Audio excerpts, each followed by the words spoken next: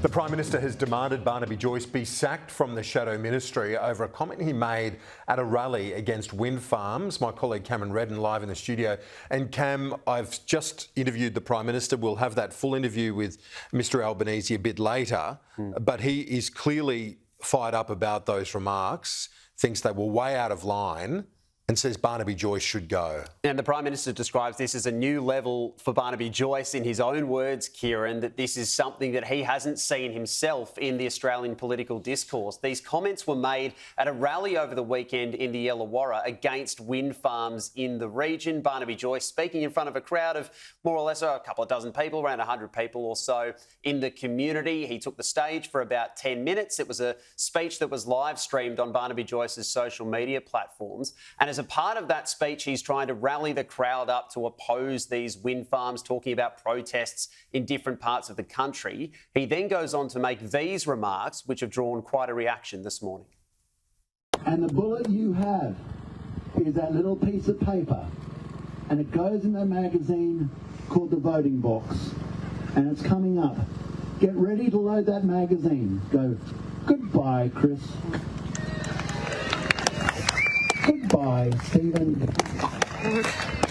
Goodbye, Albo.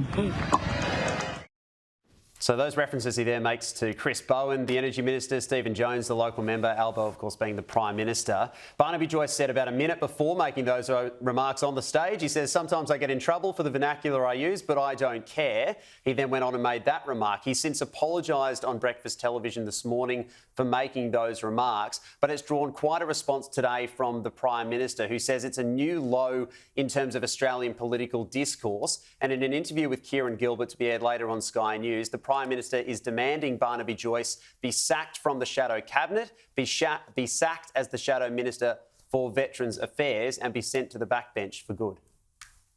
That is completely unacceptable. That it's a test for Peter Dutton. Peter Dutton has had 4 reshuffles. He should have a 5th, and Barnaby Joyce should go. This is the sort of language which has no place in any part of Australian society, let alone in public life. And here you have a guy going to a rally, calling for action, using analogies of guns, bullets, magazines, and goodbye to 3 members of the government. What does this bloke have to do to lose his job?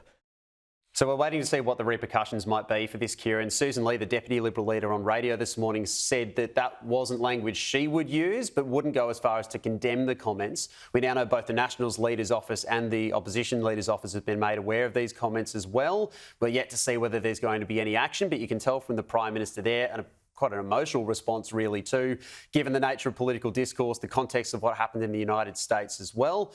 Barnaby Joyce will certainly now be under pressure to keep that job in the Shadow Cabinet. He will be indeed. Cameron, thank you.